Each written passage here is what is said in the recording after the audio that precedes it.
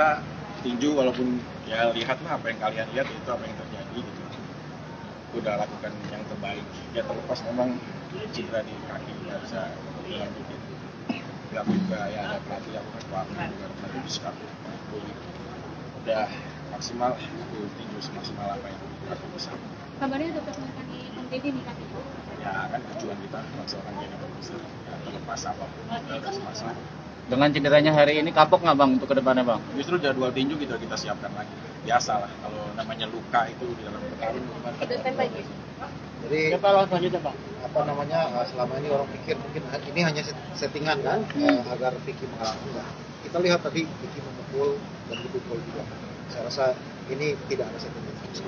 Ini cedera karena khas pertandingan tadi atau memang sebelumnya udah ada riwayat? Sebelumnya memang cedera tapi nggak sampai separah ini. Cuma ada satu ronde yang satu akhir yang kelihatan ke belakang kepleset itu jadi kerasa, cuma ronde kedua masih bisa di fight. Ketiga tuh udah nggak bisa, udah keseret-seret jalan. Jadi mungkin itu. Sebelumnya cedera apa bang? Yang lutut ini kan udah yang ini kecil ini udah ini dari pahanya aja udah ini lebih besar. Ini udah kena. Jatuh atau? Ya awalnya memang udah kena lutut tapi tadi pas ini udah ini. Ya tadi nyambung pertanyaan kapan berikutnya lagi. Insya Allah nanti promotor aku sekaligus pelatih aku juga semuanya 12 Juni kita akan ada pertarungan kembali melawan ya salah satu juga public figure yang udah disiapkan sama promotor saya.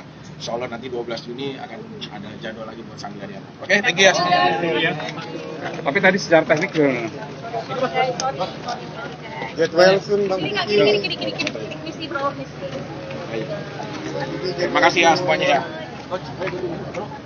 Terima kasih sudah nonton.